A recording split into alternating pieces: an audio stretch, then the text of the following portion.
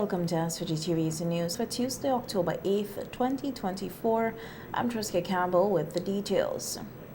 The National Emergency Management Organization, NEMO, is advising the public to refrain from visiting the La Soufrière volcano as above normal temperatures have been detected in the area. On NBC Radio today, geologist Professor Richard Robertson from the UWI Seismic Research Center, which monitors the volcano, explained that an area near the summit showed elevated temperatures from Sunday night. That there is and this is something that we detect from a global satellite that orbits the Earth that is really designed for looking for fires or hot spots anywhere in the Earth, and it picks these up and it kicks out an alert. And this is one of the ways in which we monitor the volcano. Essentially, it says that there's potentially somewhere at the summit that was hotter than normal. And based on that, and given that, Soufrière is a volcano that is live and that is, of course, one that we keep a very close eye on, we thought about what it could possibly mean. And we've been investigating it. But the options is that this could simply be, as it says, a fire. It could be, it's possible you have a lot of sulfur up there, and there are cases where native sulfur, if you have the right conditions, could ignite and it could burn. And if that happens, you could create a hotter than normal area up at the summit, which will be detected. So that's one option, that you could simply have had some sort of sulfur, what we call a sulfur fire. The other option was that through some means, either because you had a small, outburst at one of these fumaroles up there, one of the areas where gas is coming out. You have a lot of areas at the summit there where gas is coming out from the previous eruption. Things are still cooling down. That you could have had some unroofing of hot material that is just below the surface. Remember, you had an eruption, and that eruption would have ejected a lot of material when it was explosive, but in the conduit itself, the place from which the magma was coming, you still have hot rock there that will remain hot for a long time. That's now covered in all the stuff that fell back in. But if that gets uncovered, you could then have a signature that suddenly appears hotter than normal above. So that was the second option. Sulfur fire being one, second one being that somehow the hot rocks that are up there and that's buried was exposed, and that was detected. And then the third option was the possibility really that we could have had a start of something like happened last time, where new dome, new material is now being generated. Robertson emphasized that they are closely monitoring the situation, including gas output, and urged people not to approach the crater at this time. Because, just when you monitor a volcano, you can't just rely on one signal alone. You have to look at other things. So we've been collecting gas data to see if the gas concentrations that's coming out have changed. And also, as soon as we can, I think yesterday the weather was bad, so today some of the folks at the super monitoring unit would go up and have a look in to see what's happening. But given that was the situation, given that the possibility that you could have either had hot material exposed, or at least hot material exposed at the summit, it really made that area a little bit more dangerous than it normally is. Now, at present, we're not sure, we haven't concluded whether the three options I gave, the sulfur fire, the landslide, or phreatic, small exposing hot rock, or dome, we haven't, based on what we have collected, we haven't determined for sure which one of those it is. I think at present, given that, where it's going in, we haven't seen a hot spot persist. So it's looking more likely that it's probably one of the first two options rather than something new. But, it's still, today or tomorrow we'll conclude which direction it is. But that's the situation. So, and that's why I think the caution would have gone out from NEMO that we would suggest people don't go up to the crater, certainly don't go into the crater, because whatever else, there's hot material in there, and it probably is more exposed than it normally is. Professor Robertson noted that this is the first instance of detecting above normal thermal activity at La Soufrière since its eruption in 2021, which has heightened their interest in the volcano's current state. Since 2021, we have not had any of this kind of signal coming out. So given that that's the case, it is very unusual. And therefore, when you're monitoring volcanoes and something unusual like this happens, you have to kind of, rate your, look at it even more closely and be more cautious. So yes, the thermal spots are normal at volcanoes that are erupting or that are in some state of unrest. There won't be, having this abnormal high temperature would not be usual at volcanoes that are in the state that Soufrière is supposed to be in between eruptions. And certainly it was not normal for this particular volcano because it's the first time we have seen it since 2021, which is why, the information went out at a very early stage that, this is something that we have noted and that the public need to be cautious about it. We're not, people shouldn't now, start getting overly concerned. We have dealt with an eruption and we know that in the past and we know that it's being monitored. This is just the monitoring mechanism has picked up something very early and we are saying, let's check it out a little bit more and make sure we know, we can confirm that it's one or the other before we have people, walking about or people getting, before we get to that at different stage. So the answer to your question, yes, it's not unusual at volcanoes, but it was unusual at this one because it hadn't happened in the last 2 years or 3 years. Director of the National Emergency Management Organization, NEMO, Michelle Forbes, reported that the Soufrière monitoring team visited the summit of the volcano on Friday. She said while they did not observe anything unusual, they collected gas samples that are currently being analyzed in Montserrat. They expect to receive feedback on the analysis by today. And yesterday, we journeyed with the Coast Guard down on the west coast to pick up to see if we can pick up any gases along that side. So we were able to get some, so doing that analysis also.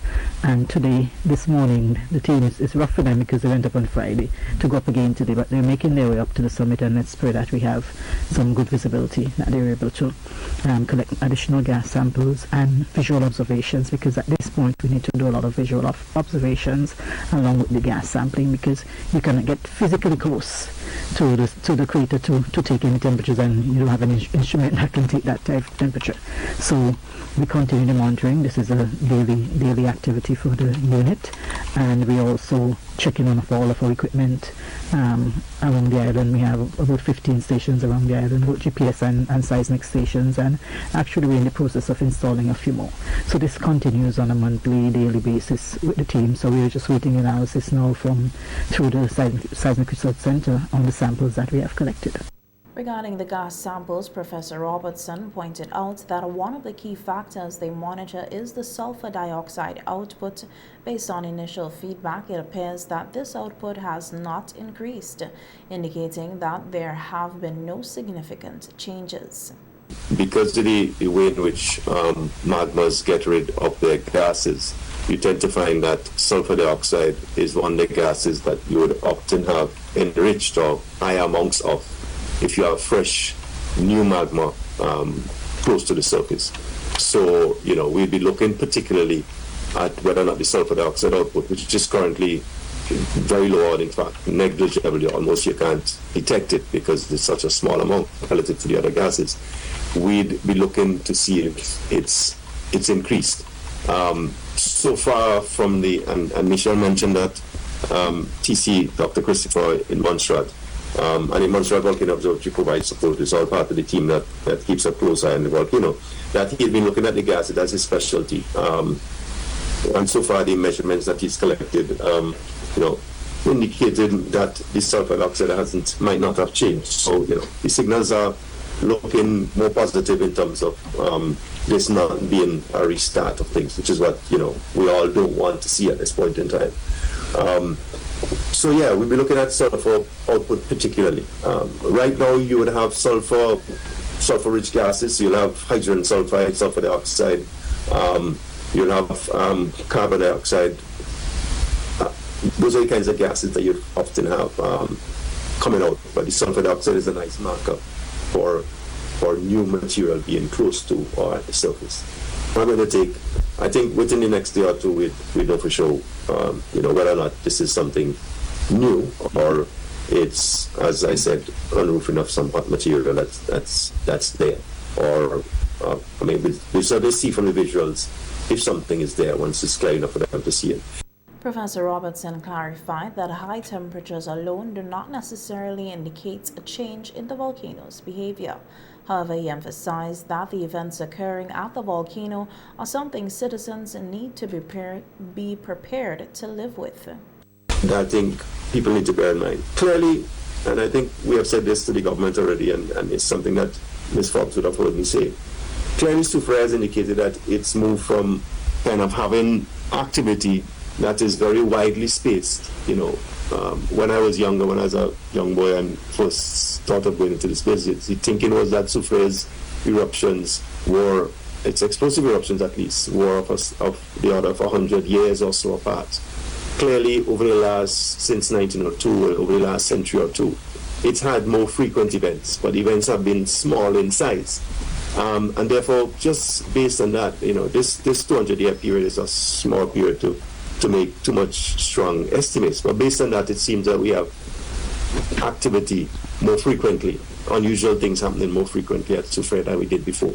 That unusual thing could be, hot spots like we might be seeing now. It could be more funerals. It could be explosive activity. It could be effusive activity. That's the reality. So the point is that once you live in Simonson and if you live here, you call this beautiful land your home, Soufriere and the activity of Soufriere is going to be something that we have to live with. When I say live with, it means that it has to become something that we prepare for and deal with if and when it does what it's doing, which is what we're doing now, by monitoring it, by telling people what's happening, and telling them to listen out and bear in mind that something they may have to take action, stay away from the volcano for a little bit, or they may have to move, that kind of thing. We have to be prepared for that kind of thing happening in the future. In other news now, St. Vincent and the Grenadines has seen investments in the hotel and travel sector that exceeded twice the cost of building the Argyle International Airport. This information was shared by Prime Minister Dr. Afghan Savs during the welcome ceremony for LIAT 2020's inaugural flight to SVG on Friday. So even, Carlos, even before you have a passenger land here, we have seen the knock-on effect of this in terms of investment. If it were not for this, you wouldn't have Sandals. If it were not, which is a $650 million EC investment, if it were not for this, you would not have the $60 million US investment in Holiday Inn Express and Suites. You would not have had the expansion of Hotel Alexandrina. You would not have had Maya Suites being built. You would not have had the expansion of the traditional hotel for the guns, and so on, beach comas, and so on and so forth. And there's a lot of interest in tourism and hotel business on St. Vincent, and of course in the Grenadines. And I give the assurance that we will rebuild after Beryl. Beryl has affected us nearly 1/3 of our GDP.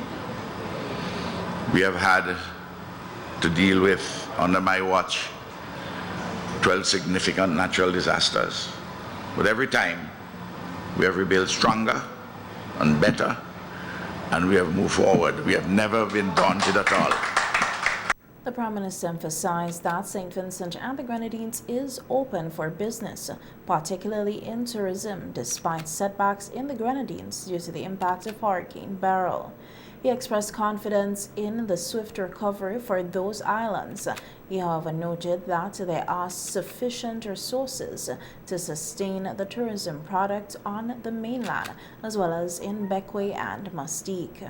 What we have done since 2001 is absolutely remarkable. When we arrived here, nearly 24 years ago, nearly quarter century ago, I don't know what you were doing 25 years ago. You probably were just entering secondary school, just somewhere there or thereabouts. But we met a colonial or an amended colonial economy, an economy which depended upon an abundance of unskilled labor, priced at a very low level, with one crop as being the core of the economy, bananas, and we set about a complete shift in the paradigm. We are on a quest to build a modern, competitive, many-sided, post-colonial economy which is at once national, regional, and global.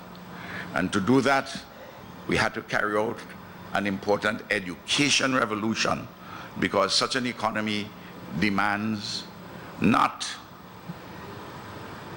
an abundance of unskilled labor, but an abundance of skilled labor priced at a competitive level in terms of the International Division of Labor.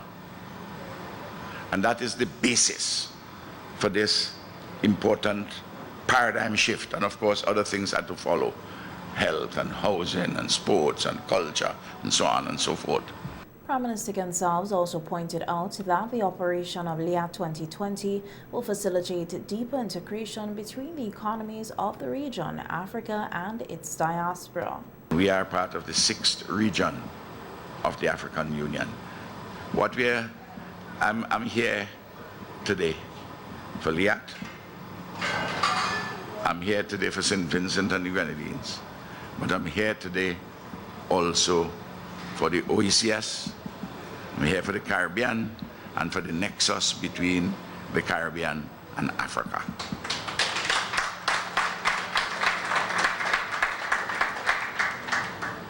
Gaston Brown shares that vision. And that's why I began today by thanking my brother in Antigua. I hope you're hearing me. And I hope the opposition is not upset with me, because you might use this on the platform. But that's okay. You know, good policy is good politics. And when a man does something well, you have to say thanks and congratulations. Breast Cancer Awareness Month is October, and the SVG Medical Association is conducting awareness sessions and examinations at the Milton Cato Memorial Hospital. For the first time, the association will provide vouchers to women who receive free mammograms at the hospital. Dr. Erica Jordan, a general surgeon at the Milton Cato Memorial Hospital and a member of the SVG Medical Association, stated that free breast examinations are available daily, 12 p.m. and will continue until Friday, October 11th, 2024. So we started with an initial number of 10. But that doesn't mean that we do not have the capacity to increase the number of vouchers as persons come out. Because if you come, you meet the criteria. We examine you and we find that you have an alteration, we will be supplying you with vouchers to get your mammograms done here at the hospital at no cost to you, the general public. This is the first time that we're doing our cancer corner showcase, because for the last 15 years, the St. Vincent and the Grenadines Medical Association has been trying to raise awareness, and we thought, what else could we do this year to help people feel engaged, to help people know that they're not alone in this fight against breast cancer, because the St. Vincent and the Grenadines Medical Association actually has an established cancer support group, and we thought, how can we do it a little bit differently this year? Dr. Jordan is encouraging women to take advantage of the awareness and sensitization sessions as well as examinations, emphasizing their potential life-saving benefits.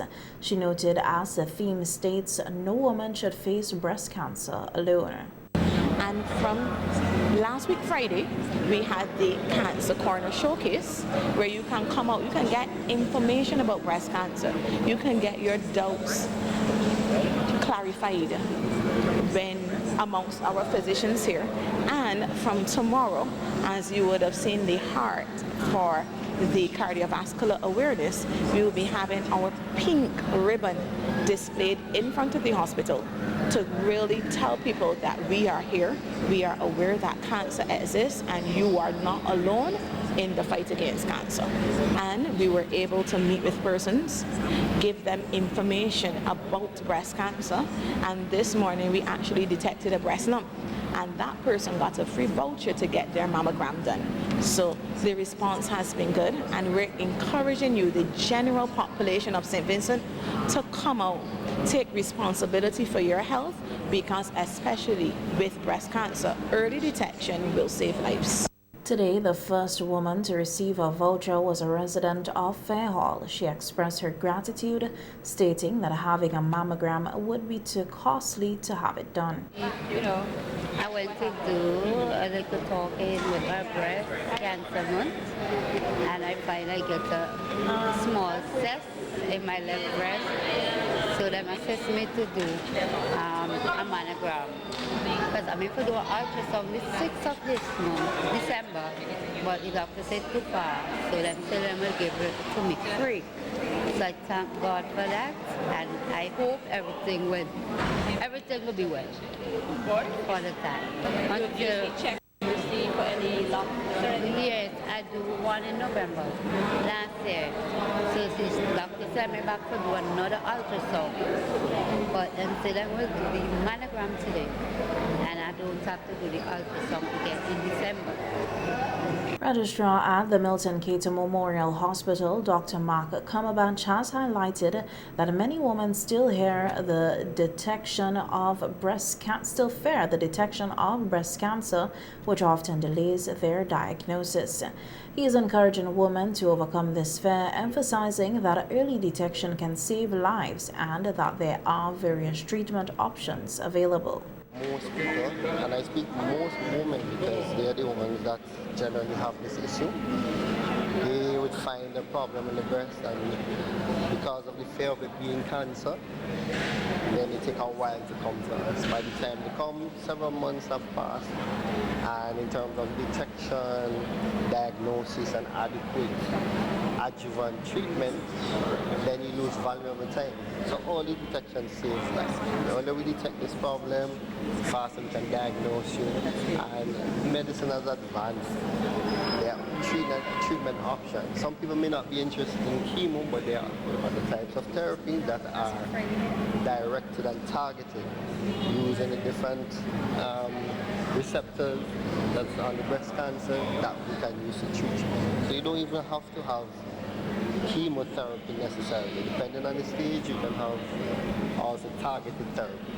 Dr. Cumberbatch also noted that stigma surrounding breast cancer contributes to many women's reluctance to seek help and support. He expressed hope that these stigmas can be addressed and eliminated. Dr. Cumberbatch explained how women can detect changes in their breasts using a demonstration called Know Your Own Lemons. He advised that a woman should perform physical examinations once a month, ideally 7 to 10 days after their menstruation. There are changes ranging from, you may see a bump in the breast. You may also see enlarged blood vessel, right? As in this case.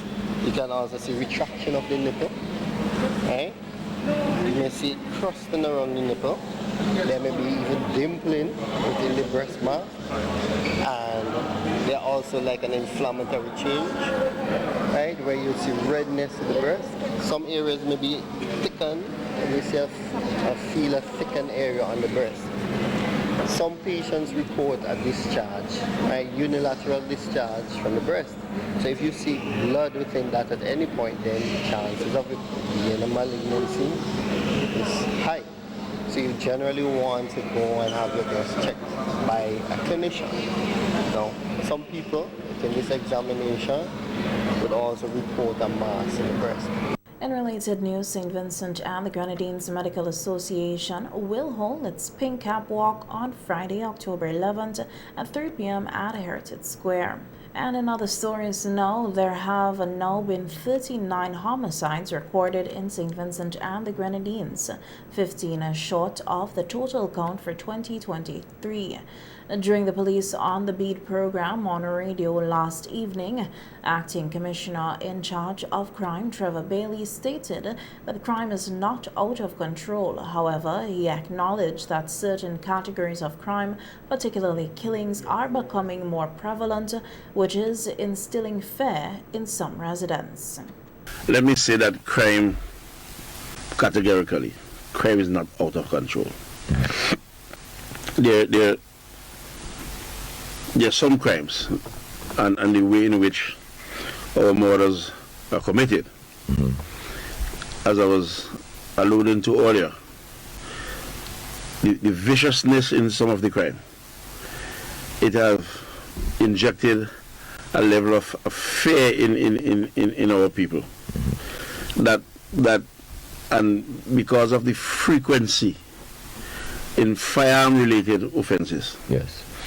Some people tend to limit the crime just to murders or firearm-related offenses. Right. But that is just one category of crime. In general, Yeah. there are hundreds of crimes that are committed. Referencing statistics from 4 years ago, ACP Bailey noted that while the figures may vary, he is not observing a steep upward trend in crime rates. 20 supernaturally months. Yes. There were 5,385 reported crimes in St. Vincent and the Grenadines, island-wide. In 2021, there were 5,149 reported crimes here in St. Vincent and the Grenadines. In 2022, there were 3,997 reported crimes in St. Vincent and the Grenadines. In 2023, there were 4,070 crimes reported in St. Vincent and the Grenadines. And up to the end of July of this year, we had recorded 4,134 crimes here in St. Vincent and the Grenadines. So there is some fluctuation. Yes. And the figures there does not suggest that there's such a massive escalation in crime, that it goes way beyond the capabilities of the Royal St. Vincent and the Grenadines Police Force. ACP Bailey expressed concern over the increasing violence associated with these killings, which is evident to police investigators. He emphasized that young people are often involved in violent crimes and that steps need to be taken to address their behaviors. Most of them really involve our young men. And at this venture, I want to appeal to the young men to add some value to life and livelihood. Yes. And that there's a purpose where you were born into this world. And we seem to have lost the humanitarian part of life. And it is as if we almost turn into beasts. Yeah. And there seems to be no sort of conflict resolution skill among the young men. We're meeting the victims. We were not there when the crime was committed, but we are seeing the violence. Yes. We are seeing the hatred and the malice coming out from the crime scene. And it is evident that we need to find ways to reach out to these young men to say violence is not the way to go. Only last week, the police recorded several murders, and ACP Bailey mentioned that a body found in Lomans has yet to be categorized. Earlier today, a male body was recovered from the waters of the Oya Fisheries Complex. The body has not yet been identified officially. However, reports suggest it may belong to a young man who has been missing from Sandy Bay. SVG-TV News will provide further updates as more information becomes available.